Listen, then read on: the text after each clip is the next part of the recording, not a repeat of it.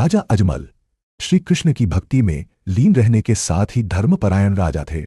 उनकी एक विडंबना थी, वह निसंतान थे। इस कारण वह हमेशा दुखी रहते थे। एक बार उनके राज्य में भयानक अकाल पड़ा। इस स्थिति में उन्होंने भगवान द्वारकाधीश से अच्छी बारिश की प्रार्थना की।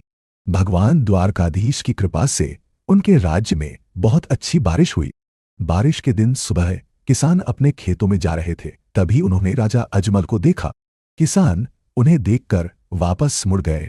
राजा परेशान होकर बोले, तुम लोग वापस क्यों जा रहे हो?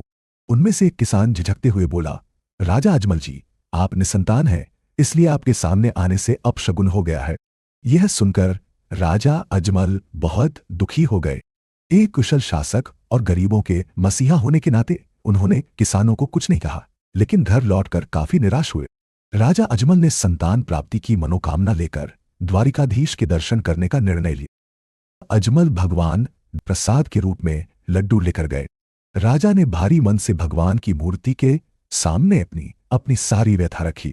जब राजा ने मूर्ति को देखा तो उनको लगा कि भगवान की मूर्ति उन्हें मुस्कुराते हुए देख रही है। राजा अजमल गुस्से में बोले, यह क्या है?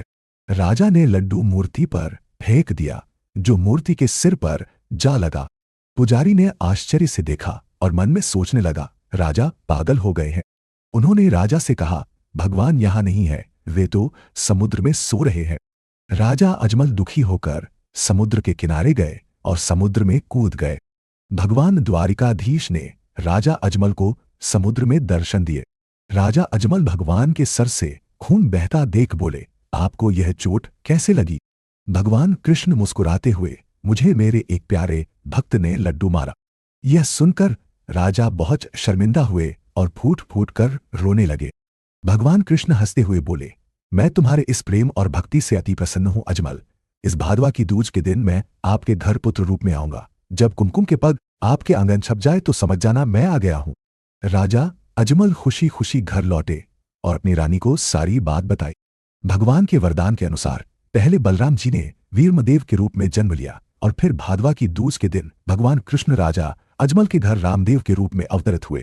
इस तरह राजा अजमल की भक्ति और भगवान की कृपा ने उन्हें संतान का सुख दिया।